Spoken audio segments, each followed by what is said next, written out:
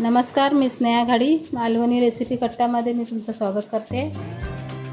आज मी बनवणार आहे शिंपल्यांचा रसा। तर ह्या बघा शिंपल्या, त्या आता मी स्वच्छ धुवून घेणार आहे आणि आता मी त्या शिंपल्या उकडत ठेवते जेणेकरून त्या शिंपल्यांची तोंड उघडली जातील। तर ही बघा शिंपल्यांची तोंड आता मस्तपैकी उघडली आहेत। शिंपल्या आता मी एका ताटात काढून घेते। शिंपल्यांसोबत मी शिंपल्यांचं उकडलेलं पाणी पण घेते। त्या पाण्याला भरपूर चव असते म्हणून ते पाणी घ्यायचं आहे। आता मी शिंपल्यांमधलं मांस काढून घेते।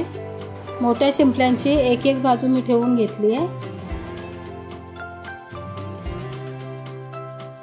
शिंपल्यांच्या रस्स्यासाठी मी कांदा, खोबरं, लसूण, आलं यांचं वाटप घेतलंय। आता ते मी मिक्सरला लावून घेणार आहे। चला तर मग फोडणीची तयारी करूया। तेल गरम झाल्यानंतर लसूण आणि कांदा फोडणीला दिलाय। तो चांगल्या प्रकारे परतून झाल्यावर त्यामध्ये मी टमाटा घातलाय। कांदा टमाटा चांगला परतून झाल्यानंतर त्यामध्ये गरम मसाला, मालवणी मसाला घालावा।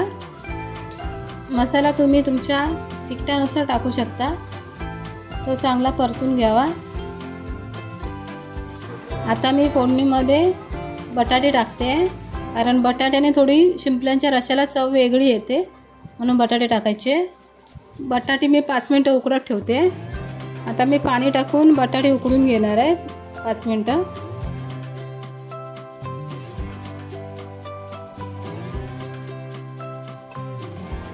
हे बघा आता बटाटे उकडली आहे। आता मी शिंपल्या उकडून घेतलेला आहे ते मी पाणी टाकते। त्यानंतर मी कांदा खोबऱ्याचं वाटप टाकते आणि ते जरा परतून घेऊन त्यानंतर मी त्याच्यामध्ये शिंपल्या सोडते। चवीनुसार मीठ टाकून आता मी रश्श्याला उकळी येईपर्यंत ठेवणार आहे।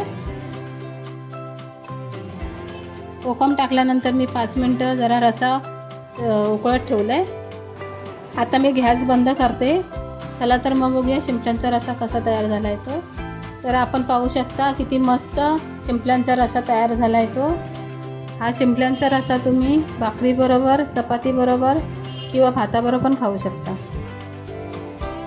जर ही रेसिपी तुम्हाला आवडली तर लाईक, शेअर आणि सबस्क्राईब करायला विसरू नका।